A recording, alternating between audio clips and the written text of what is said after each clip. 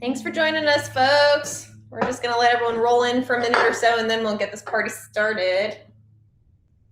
And if people don't roll in, I'm going to start singing TLC songs. So you better hope people jump in pretty quickly. I mean, I will match you in that.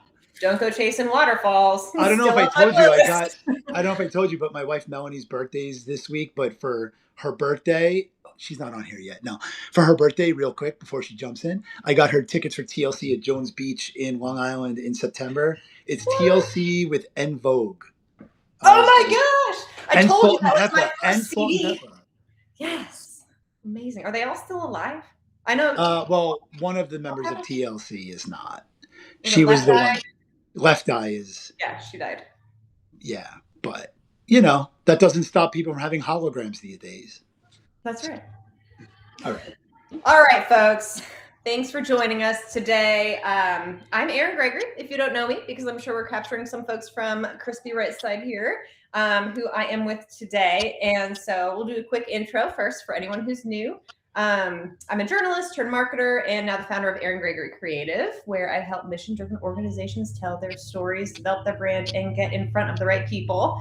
I learned early that a good story does more to get your audience invested in your brand than most paid advertising. And then Chris here is a published poet and a publicist with 25 years in PR and journalism.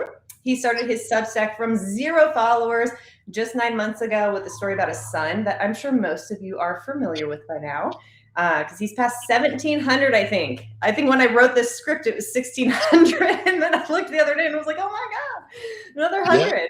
Yeah. And he got there just by writing about caregiving and how that role really impacted his life. And we connected because we're both pretty open and honest people and believe that vulnerability is a great way to connect. And that's what we often collaborate about. So today we're going to talk about pitching and how to get your story published, not just on Substack, but in small to large size publications. So thank you for tuning in. And Chris, I thought it'd be great to kick us off by telling our audience about his one smile. Sure. So my name is Chris B. I go by Chris B. Writes here on Substack. That's my heart and soul publication, as Erin just gratefully mentioned. I write about my son Braden, and I'm his dad and caregiver along with my wife Melanie. I do have 25 years of experience in PR and journalism and in wire services. So I've literally been on both sides of pitches and right in the middle, which is a very unique position. So I've done magazine writing and editing. I've done wire service reporting where we get the news before it's news and then distribute it. And then I've also done regular PR work, which is what I do now for the last 11 years with my current company, where I am part of an in-house team and I help our business owners get in their community publications. So his one smile was what I call my quote unquote hero post. And it's kind of funny because it wasn't that I went into Substack knowing what a hero post was. In fact, when I joined Substack in August of 2025, is pretty funny. I didn't even know there was a Substack website. I literally was doing everything from the Substack app.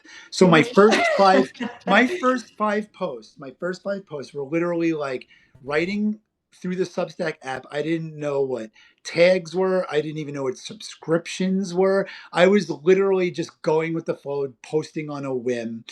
And his one smile was my very, very personal journey about my son Braden being in the hospital.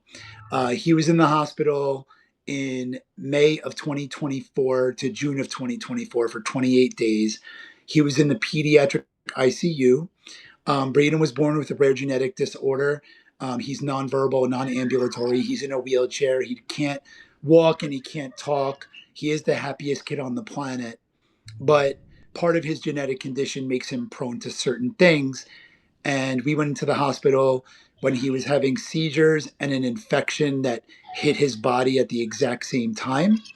So that was a very traumatic experience for all of us. And I joined Substack a year later after he was medically cleared.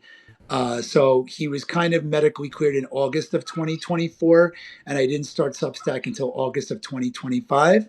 And my post, His One Smile, was writing for an audience of one. I was writing to get my very, very, very deep rooted emotions out there onto a page.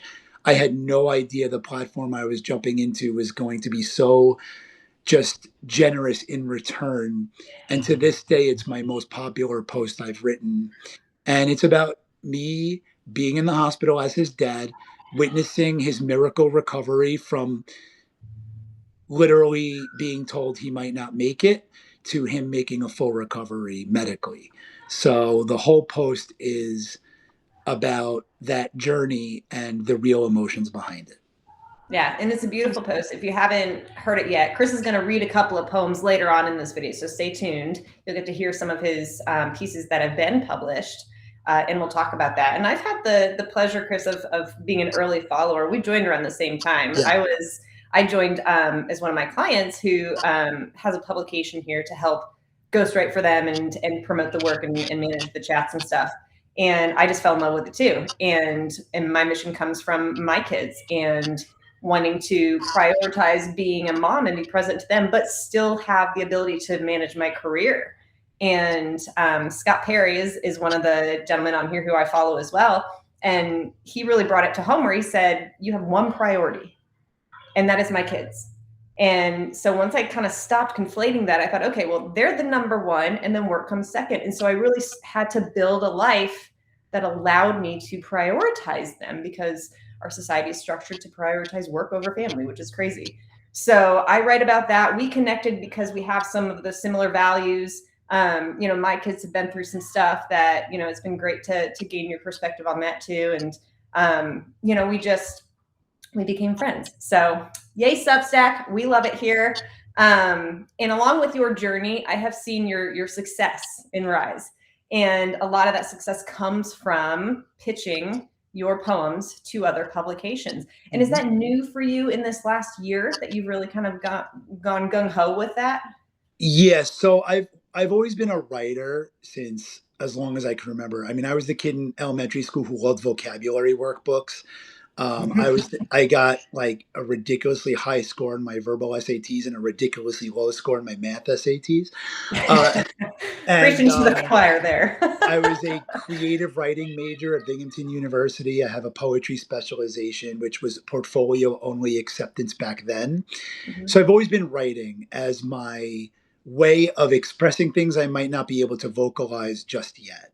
And the last 2 years have been very eye-opening for me in pitching myself, and also the opportunities that arise from putting yourself out there when you're ready to do so. So I just felt like it was a good time for me to start sharing Braden's story.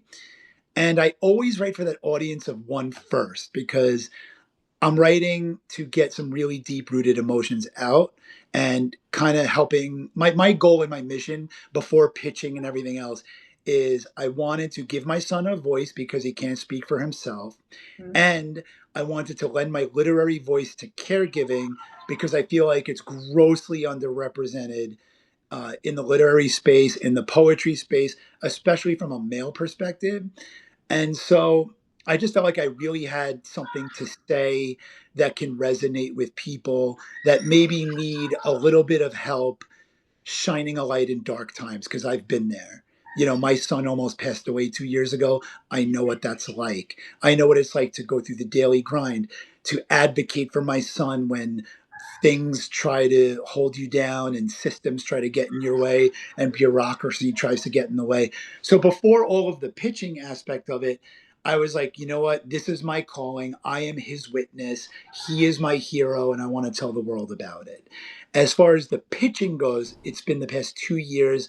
I really started aggressively pursuing it.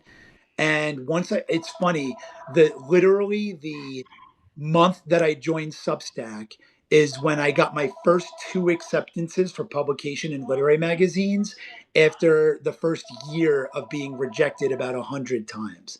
Yeah. So the pitching has been there for 2 years, and I'm just grinding it out and trying to find, again, relevancy, which is what we'll talk about.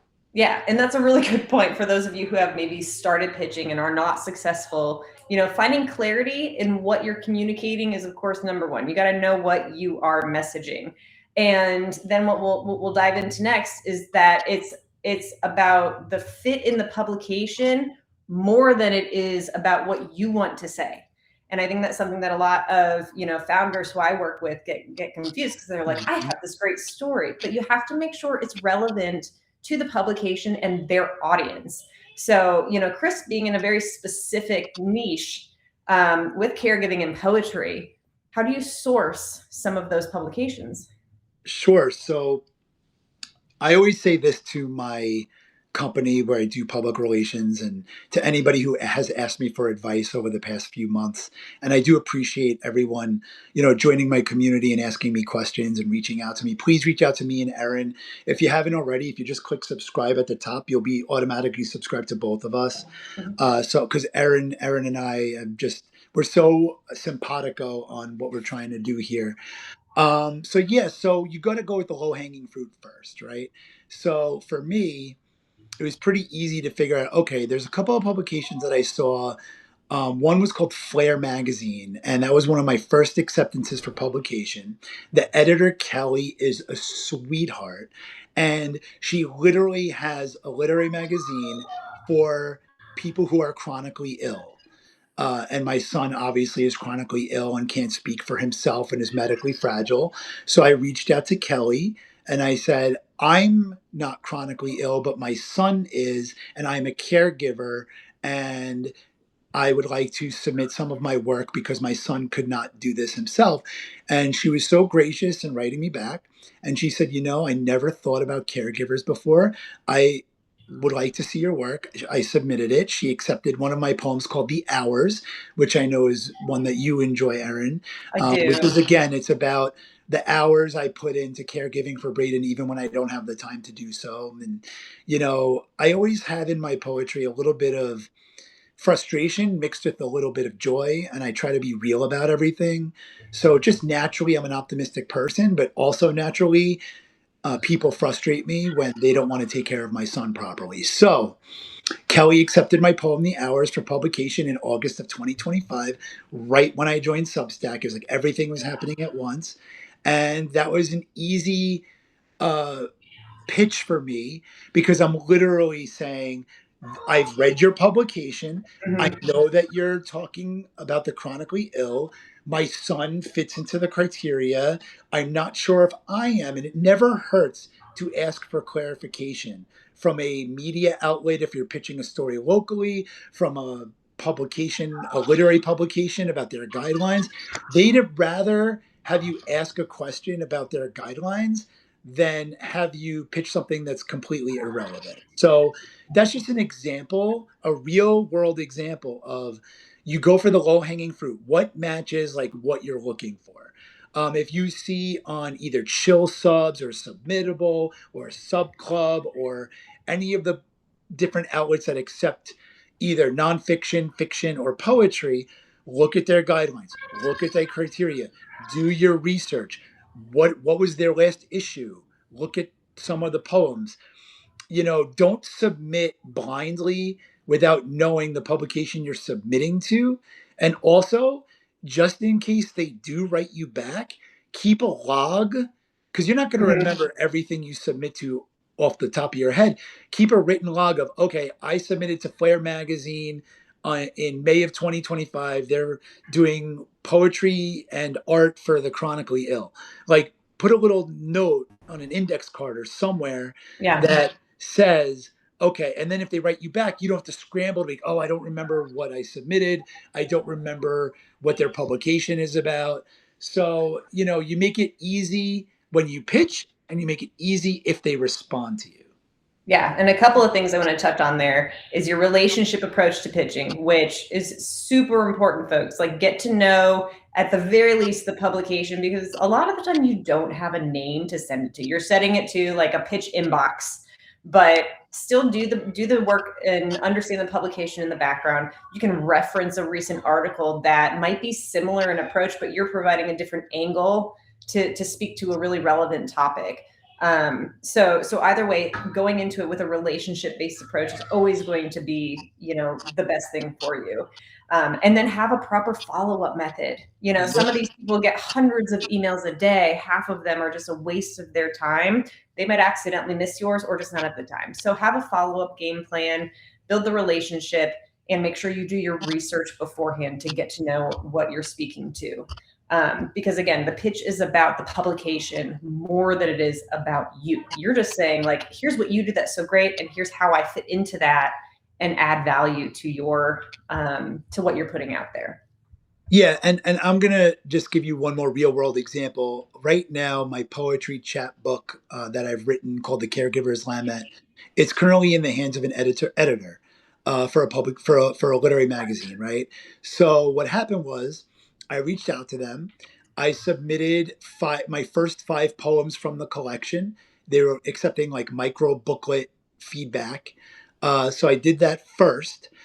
They wrote me back with a very glowing editorial feedback, which they don't usually do. Like they don't have to uh, sing your praises, Yeah. but it was one of the comment that sticks out to me in this editorial review was, it's like these poems need to exist. I mean, I can't ask for a better compliment than that. Phenomenal. So they then reached out to me and they said, we'd like to see your full collection. So I submitted my full collection.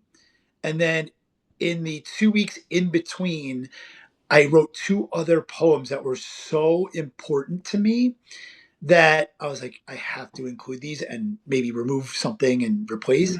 Because the 2 poems I wrote in that 2 week period was "What Would He Say?" A Mm-hmm. poem. It's on my feed in Substack on Crispy Writes. But basically, a friend of mine asked, if Braden could talk to you, what would he say? And it bowled me over, and I cried for 20 minutes before offering a Oh, response because my son hasn't spoken to me in the 12 years he's been alive. yeah. And I thought about it, and it was very emotional. And a few hours later, I wrote this poem, and it boiled down to getting to the point of, what would he say? Thank you, mom and dad, I love you. But the emotions leading up to that crescendo in my poem, all the hours, all the therapies, all the frustration, all the emotions, all the hospital stays, all the medications, it choked me up. So I had to include it in the collection. And then there was another poem I did, like in the 2 week period, I wrote the 2 most emotional poems I've ever written. And it was the 2 year anniversary of him being in the hospital, and I wrote my poem called Last Rites. And that poem was literally like his one smile, but in poem form and with a year extra of perspective. And it was basically his entire journey from the hospital to now, and about the chaplain offering last rites his first week in the hospital, and how that just rocked me to my core, and how I recovered from that, and how I'm still recovering from that. So those 2 poems I added to the collection, and I reached out and I said, listen, I have a revised collection. Please consider this one instead, because these 2 poems I think really strengthen the overall message. And they wrote me back, said, no problem, we accept the revised one. So having that relationship where I was able to go and edit something that I just thought made it stronger, made my pitch stronger. It developed my relationship further. And even if they don't accept it for publication, I still know it's in good hands with somebody that I have a relationship with. For sure. It's a resource that you can reach out to down the road as well. And those are both beautiful. I love Shave too. And I remember when you were you were sending me the drafts of that book. It's like every couple of days you were like, there's a new version, there's a new version. Well, it's funny. I actually decided to kick off the collection with Shave. I reordered it, Hmm. and I might asked to change the title to Shave, the whole book, Yeah. because Good one. that poem. So here's another real world example. So Shave has been accepted for publication from Feed the Holy Literary Magazine, and I reached out to them again. Their pitch on Chill Subs was, we want to feed the world with positive energy and stories of perseverance. So that obviously fits into my wheelhouse of my story with Braden, where it's about the adversity and the perseverance. And I submitted 3 poems to them. One of them was Shave. One of them was 1,000 Versions, and then there was another one. And they're all three were accepted for publication. Shave was published in May, 1,000 Versions in June, and there's another one being published in July. So it was again that you know it was in my wheelhouse. It was relevant to what I'm doing.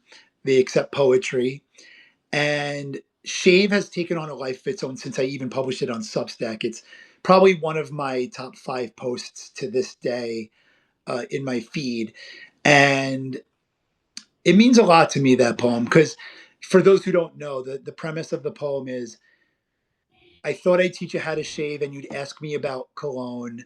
We won't laugh over men's perfume. I hold your bravery like stone. So it's almost like the rite of passage that a father and a son might have that we're not going to have. Mhm. But his bravery is the rite of passage for us. And our relationship is still just as strong as if I was teaching him those kinds of things. So again, there's so much that you can learn from putting yourself out there and finding the right relationships to do so. And one of the reasons I love Substack so much is we can choose our own relationships, build our own communities, and it's been nothing short of a godsend to have the amount of love and support and empathy, and we're all in it together, and I feel like we just are doing amazing things together and celebrating each other's victories. Yeah, that's a great call. And the opportunities that come up and the openness that comes up when a pitch is accepted. You know, Tracy Edwards, I don't think she's on here today, but we've done collaborations with her. She's wonderful and she's really Tracy's good. She's really good about pulling out those emotions. And the first really vulnerable piece I did was about my oldest daughter who went through several health concerns as an infant. And I cry every time I read that story. But it helped me to kind of see like, okay, this is where I need to meet my readers. I'm a marketer by trade, so my niche, if I wanted to have one, I'm kind of sternly not having one, but is to speak to folks about how to properly position themselves. And what I always come back to is you have to be honest, whether you Yeah, own a multi-billion-dollar company, probably more importantly, if that's the case, to show that you actually have some moral backing. But you have to let people get to know you, and then they want to get to know your work. And I know you're always a good person for me to do checks and balances with, because it's hard. It's hard to be vulnerable. It's hard to lead with who you are versus what you do. But the opportunities that come when you do that, and when you pitch those publications that kind of encourage that, is it really does open you up to more honesty, more opportunity, and then landing more pitches. So when you were kind of going through that couple of years and getting rejection after rejection, share with us what that lesson is that you learned that eventually led to the success that you've had. sure. So I kind of look at it like a musician or a stand-up comic, right? Like stand-up comics, they do like open mics for years and years and years. And then suddenly they might hit on something and blow up a little bit. And it's like, but no one realizes that, oh, I've been doing this for 12 years, right?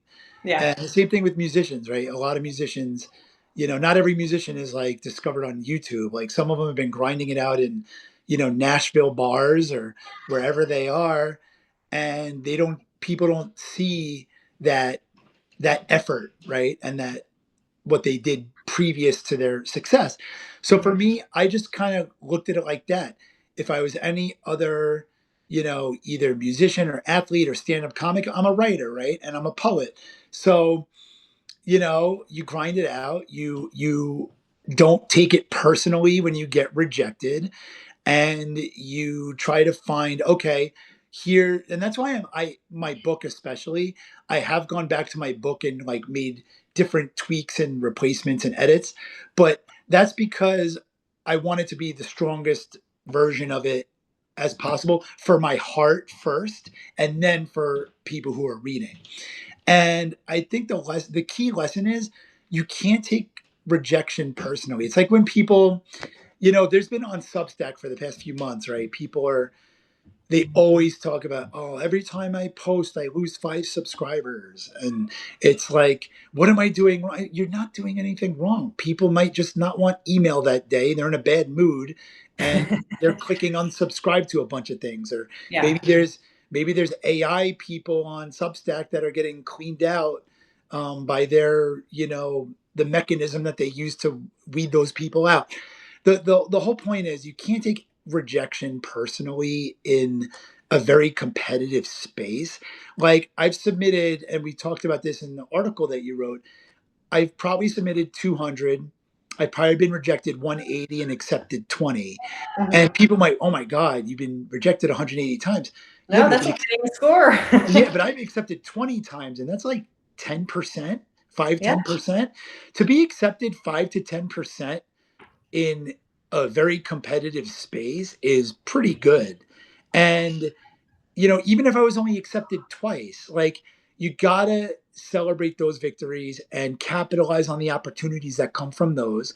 And in the rejections, like, most of the rejections are automated responses like, oh, thank you for submitting your work, it's not a good fit for us at this time, it's no reflection on whatever. And usually, maybe they get 500 submissions, they're accepting 10, and you don't get picked. But I never take that personally, because you have to have thick skin if you're going to put yourself out there. You you do. know it's kind of like, the people who, you know say they're on Instagram and they get trolled. And, the best thing they can do, if I'm a celebrity, I would post and ghost, right? Mhm. But for me, it's like, if I pitch something and it gets rejected, or I don't get a response, and, whatever, then you just gotta, Move let it on. roll off your shoulders. And it's not you. It's really not. It's never, unless you're like really submitting something that's controversial, or something that's like completely irrelevant to the publication, then it's not on you. Mhm. So I just want people to know, like, the success and the rise that I've had in Substack in 9 months is literally the result of the 25 years I've been writing as an adult, and the grind of, I always write for an audience of one. I'm trying to really just get some emotions out, and then I see where it could fit in a grander context of publication or not publication. Yeah. Now that's from the poet's lens. So let's pivot a little bit to the business lens, right? Sure. Because and you have that great alignment with what I do, which is mission driven founders. Yep. Which is what you are from a poet side. You are Yep. advocating for your son. So for founders who are out there trying to figure out how to get their mission and their brand out there, what would you recommend from what you've seen with some of your clients and mistakes made and success stories? Sure. So here's a great example that just happened this week at my job. So I work with franchise owners who are doing work in their communities. And, so a lot of my writing is to promote their businesses to their local communities, and to help them get a little bit of traction in their local media. And we just had an amazing story this week where, so there's a woman, she's a woman business owner, and she is in Indiana, and her childhood church burned down. It was a fire. Oh, So it was nobody caused it. It was like an electrical fire, something happened, and the church completely burned down. So I caught wind of the story from the owner, as well as a regional representative at my company, that she donated signage and other visual marketing pieces to the church, to let their congregation know services are temporarily being held in a gymnasium that's next to the church. And she did all of the signage. She did all of the directional signage, the yard signs, the door signs. She did a campaign in the community to let people know services were still going on. And the other thing she did, which was very unique, was when the church burned down, the church's logo, in their logo, is a stained glass replica of what was hanging right behind the choir above the mantle in the church. This big stained glass window, and that's what they were known for. So what she did, because she's in the printing business, is she created a complete replica of that stained glass window and surprised the congregation and the pastor with that stained glass replica. And it is now hanging in the gymnasium, right where it would be in the church, behind the choir and behind the pastor, while the congregation is meeting in the gymnasium. And the pastor, so we interviewed the owner, the pastor, and we got quotes from everybody. And the pastor was saying how this business owner, who it was her childhood church, she was giving back with the signage. She didn't even have to think about the stained glass situation. She created this as a symbol of her passion for giving back to a community that's given back to her over the years. And he was in tears. He was like just celebrating the camaraderie of the community. And I mean, that story was like a home run story, and it was distributed to local media in Indianapolis. It was distributed as a press release. It was distributed on social media to the Facebook groups of the congregation and the chambers of commerce. And the owner is getting a lot of thank you and praise, but also a lot of business from people who are saying, wow, this person's amazing. I want to support her business. So that's just an example of, again, you have this relevant story in a Mhm. community, and you start with, and it's not just like, for example, the big paper there is the Indianapolis Star, and Yeah. even if even if she doesn't get in the Indianapolis Star, she's in the Facebook groups, she's in the church newsletter, she's in the Chamber of Commerce newsletter. The press release was distributed, so when you send out a press release now, there's the AI search for like printing in East Indianapolis, and Yep. now her thing comes right up in the AI search. So there's a whole like thing that can happen with, you got to capitalize on again, that low hanging fruit and the hyper local media. Start local and then branch out from there. Don't pitch the New York Times if you didn't pitch the Farmingdale Observer. Start local and then branch out from there. Start with the low hanging fruit. Yeah, great point. And we were talking about that earlier. My sister, Kelly O'Hara, who's Kelly O'Hara Nutrition on here, she's wonderful, focused on hormone health and menopause. If you're not following her yet, you should. If you're a woman in this chat, or a man and you just want to know what's going. But she was talking about how do I pitch myself? And we talked about that. Go local first. You're already having local success, acquiring some clients. So pitch what you're doing to the local newspaper. Talk about how you're helping your local community, which is what your friend did, just a much grander scale.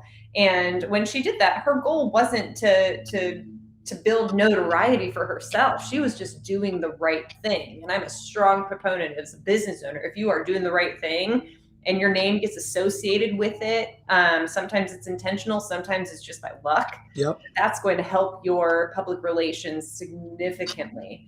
And press release, you mentioned. For those of you who may not be, naturalists at marketing and promotions, press releases are great ways to get newsworthy information out there. That's a slightly different approach than doing creative pitching that we've been talking about earlier today, but another great resource if you're a business owner, an entrepreneur, or someone who's leading a nonprofit and you want to get your mission out there more, do something worthwhile and craft a press release about it. Also build those relationships with the people. So for example, my company is a printing company, so I have relationships with all of the printing trades. I have relationships with all the franchising trades. So for me, I've had that relationship now for 11 years, and it's like very easy for me to, here's our latest press release, this is what it's about, here's the key points, here's the content you want, here's the photos you want, here's the specs you want. I think it's very important for people to know, make it as easy as possible for them to accept your work, whether it's a poem or a press release. Put it in the format that they're looking for. If you are pitching your local publication for a story in your community and you see they do 500 word stories with one photo, send them a 500 word version of your story with one photo. If they accept YouTube videos and you happen to have one available on their online version, send them a YouTube link and offer that it can be embedded in the story. So you just gotta meet them where they are, because as we said, we're not all Taylor Swift, so they're not going to care about us. But if you make it easy for them to care about your content, then they'll take better care of your content. Yeah, just try to position yourself as one of their readers and say, would their reader be interested in the message that I am selling? And if the answer is yes, great. Craft a really easy to digest, compelling pitch, which I did just put together a pitch structure worksheet in Build a Meaningful Brand, which is my paid tier here, with a ton of marketing resources for folks who are trying to build their own businesses and brands, right alongside some of us. But make it compelling, make it direct, show exactly how it aligns with what their company or their publication is promoting. And for someone like Kelly, who's talking about hormone health, she could easily submit to health and wellness magazines, women's publications, family publications, to talk about how this impacts a working mom, or medical publications. So the opportunities, with all that being said, are really endless, and they're out there. You just have to get really clear on your message and then tailor it to that particular publication. Yeah, and then the other thing I want to say for people who are on Substack and doing this for themselves Mm-hmm. is start with your own Substack. Make it look good, right? Do the things that will help people easily subscribe and see your vision. So if you write about caregiving, that's why my first post, the hero post that's pinned to the top of my feed, is his one smile. The second one is my last rites poem, and the third one is my viral poem Alpenglow.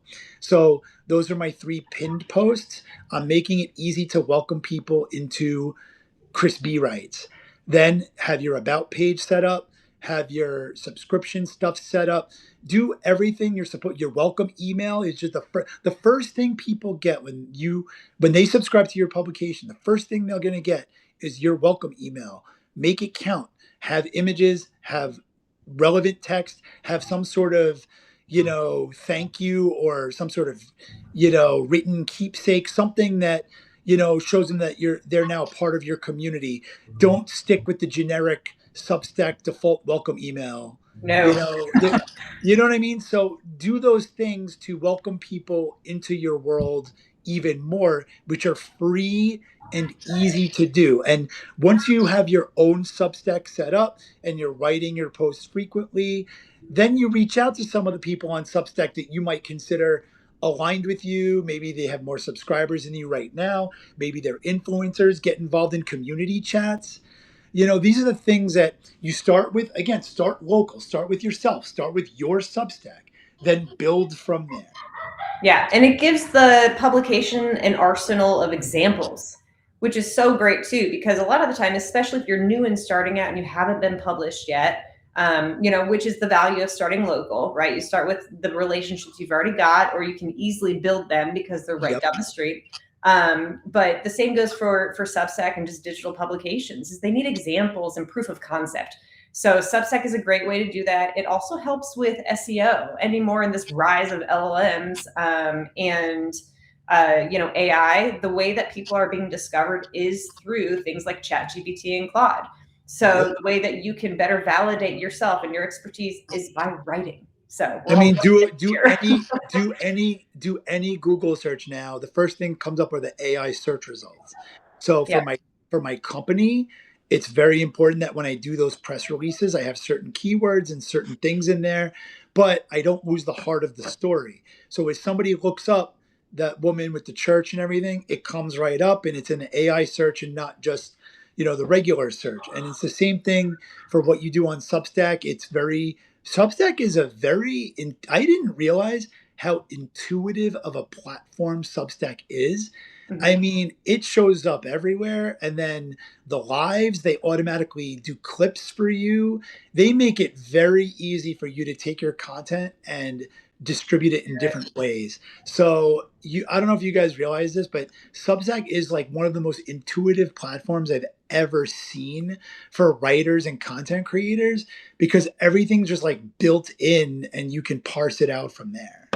Yeah, yeah. And Jess, the creator, she's not on here, but I do want to give her a shout out because she is super generous in her knowledge, and she's set up several successful publications with paid tiers. and she drops free advice all the time. I What's mean, up, Jess? every time I see her posts, it's like a little validation to just keep going, because the first couple of years, I mean, unless you're Crispy Rights and you just got this Oh, massive, stop it. it takes time. So just that shout out for Jess. Give her a follow, especially on that welcome page email. She's got some great tricks of the trade in that sense. Yeah, and I went live with Jess a few weeks ago, and it was all about from unstuck to published and how to go and get everything right in your house to then promote it to other people. So yeah, Jess is a great resource, and there's so many people too. One thing I love about Substack is you can reach out to the people who you might consider like the top bestsellers and people that we align with, and a lot of them will write you back, or they'll it's pretty cool. Yeah, it is a whole platform for pitching, essentially. Yeah. So yeah, you could certainly start here and start small, right? Like similarly to starting at your hometown. If you have 50 followers, you're more than inclined to pitch the 50,000 follower folks. But you can start with 100, 200, and those individuals will typically be generous because they were built Yeah. up by others. Also, I just want to say I started with zero in August of 2025. And Erin mentioned before, I'm at 1,700 subscribers, which I'm absolutely thankful for. There are also people who don't want emails, and I also have 5,000 followers. So don't be surprised that if your follower base is double your subscriber base, and that's fine too, because they're still following along. They just might not want to get email from anybody. So don't discount being on Substack Notes and following along with people uh, in addition to subscribing. Yeah, that's a great point. And we'll talk a little bit about notes. And then if you have questions, folks, we're going to leave the last few minutes open to questions. So if you've got a bottleneck in your publication progress or whatever, and we can help you out with that, feel free to drop questions. But notes, I just wanted to touch on, is another pitching outlet, because you're sharing your stories. We share thoughts, we share photos from the day. It's a community for sure, but it is an opportunity to get your articles seen and to build your following in that sense too. But hopefully you're here more than just to build the numbers, because Yep. that can be empty too. You have to be intentional because you want people who are actually going to help you progress your message forward. I have three stories for you relating to this. And I just want to talk real quick. Again, real world examples I think are very important. Yep. And I have three just from Substack. The first one is my really good friend Jeannie Ewing. Hi, Mm-hmm. Jeannie. And my really good friend Jeannie Ewing, she's a mom and caregiver to 5 children, and her middle child, Sarah, has a rare condition, just like my son Braden has a rare condition. So me and Jeannie bonded very early on when I saw one of her posts, and we become really close friends. And from me just reaching out to her on Substack in a chat, direct message, we did a caregivers workshop together. It was a journaling workshop for caregivers.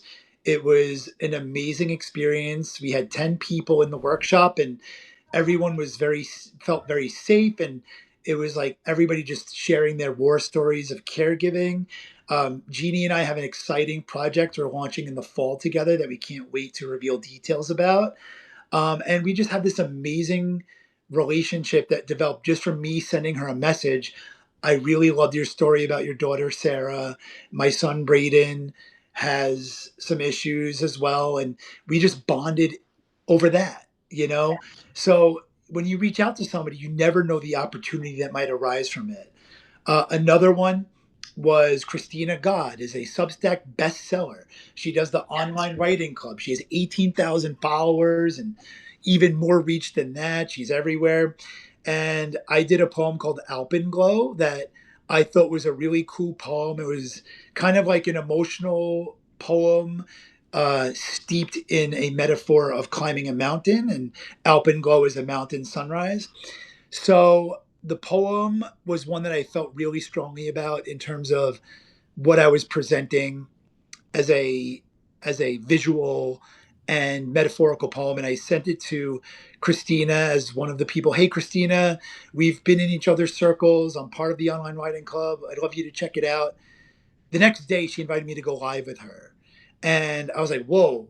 So here I am. And at the time, maybe I had 1,000 subscribers, and she has like 10,000 subscribers. And she had no reason to invite me to go live other than I reached out. She liked my poem.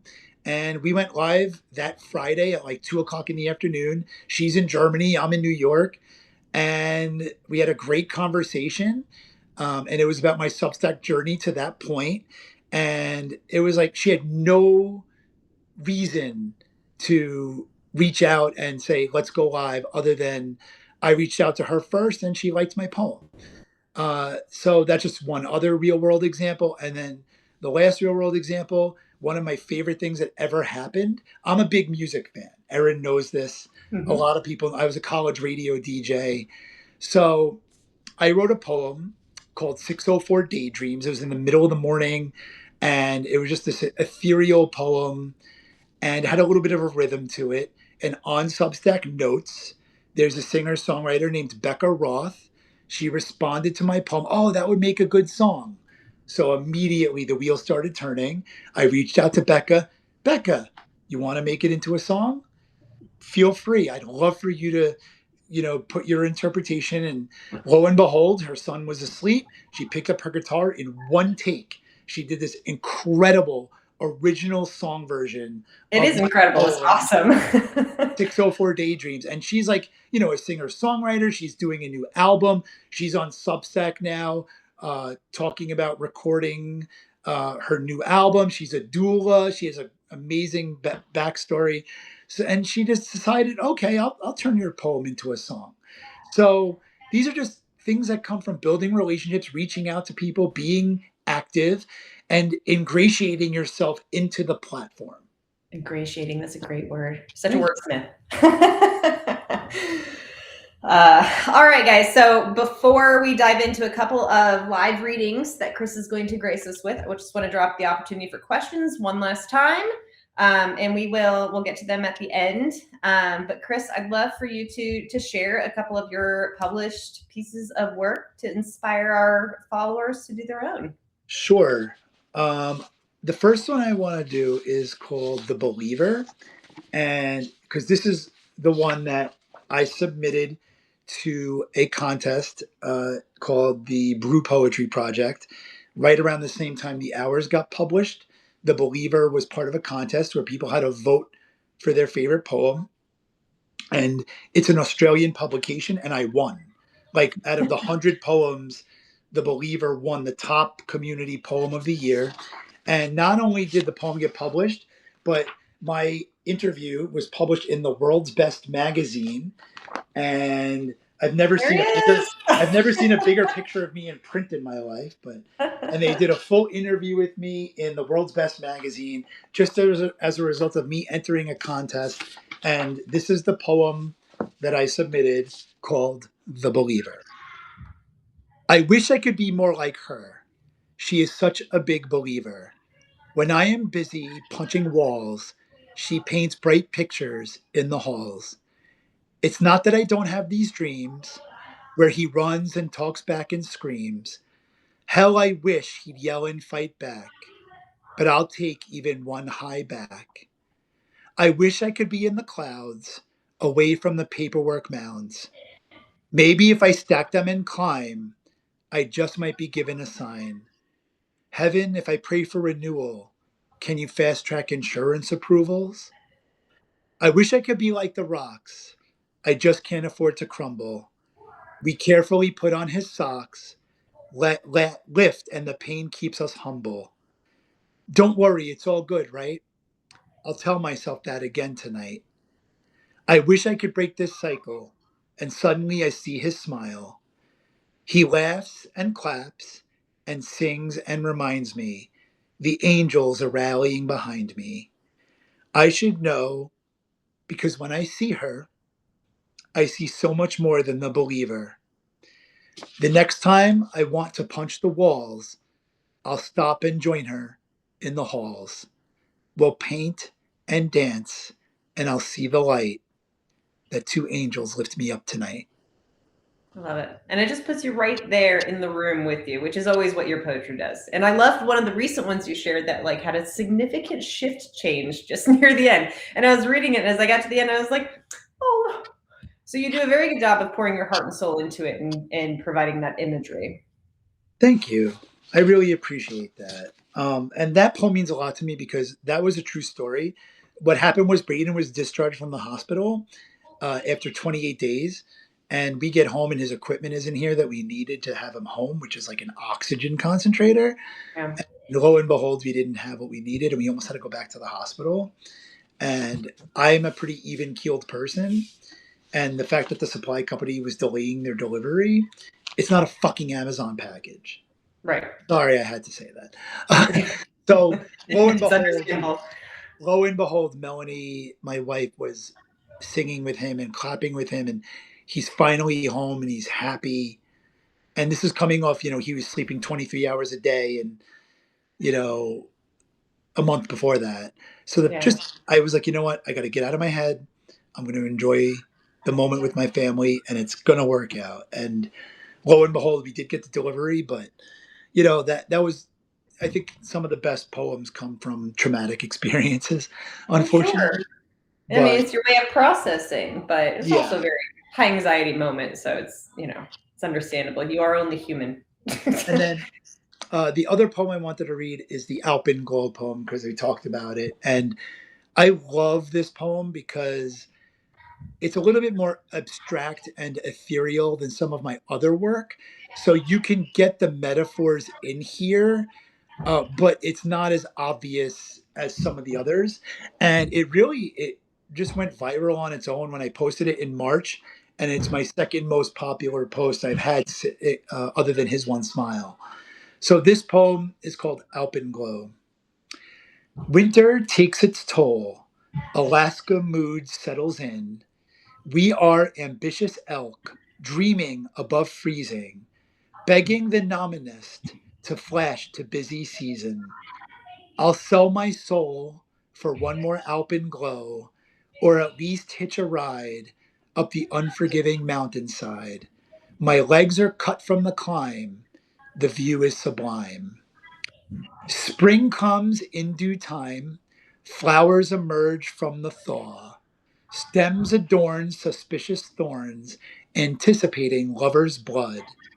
They'd rather fight to hold their ground and stay than be trapped in a cliched bouquet.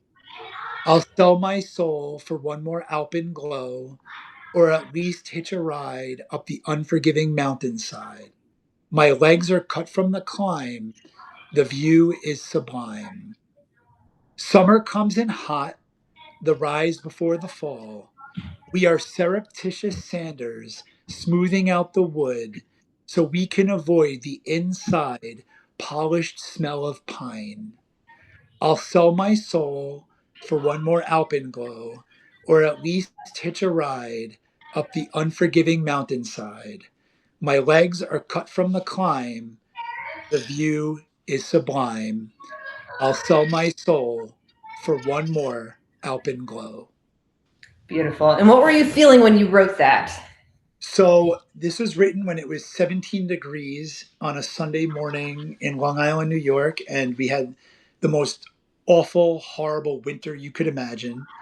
And we were having snowstorms and ice storms. And I was just first I thought about the seasons, and then I was thinking about just the daily grind of life as a caregiver. And then when the weather hits like that, it's another thing on top of the pile. Mhm. So the idea of my legs are cut from the climb, the view is sublime is like climbing that mountain and seeing a sunrise after a very long, hard winter, and or climbing a mountain and seeing my son be medically okay. It's kind of like a metaphor for both. And then the it's like that struggle to live, but that fight is there to you're the fight, and the flicker of life never dies. So the whole we are surreptitious sanders smoothing out the wood so we can avoid the inside polished smell of pine. that's kind of like being in midlife and doing everything you can to stay healthy, because what's the alternative? Yeah. Yeah. I think we all know what the alternative is. Yeah. So, all right. Well, Chris, thank you so much for joining me. If you guys came in late, I'm Erin Gregory, founder of Erin Gregory Creative, strategic marketing communications studio, and advocate for mission-driven founders in a better workplace for the next generation. Crispy writes, poet, publicist of 25 years, published poet extraordinaire. Thank you guys for joining us. Be sure to hit the subscribe and follow buttons and reach out to us if there's anything that we could do to help you along your writing journeys. Erin, I just want to say this is the third time I feel like we've done one of these together, and it's always a joy. You were one of the first podcasts I did. Uh, then we went live and shared your story on my feed and my Typing It Real series that'll be back in the fall. And I just want to say it's always a raw, real conversation. I love that we could just be so comfortable talking to each other about very important topics. Thank you, Amy, for chiming in. Thank you, Lynn, Mandy, everybody who was in here. But I just want to say you are so gracious and so awesome. And it's just a pleasure to work with you. Same to you. And we just like pulled this together in the margins, and there's few people who I think can pull that off. So all right, have a good one, everybody. Hope you're enjoying your summer. Talk soon. Take care. Bye.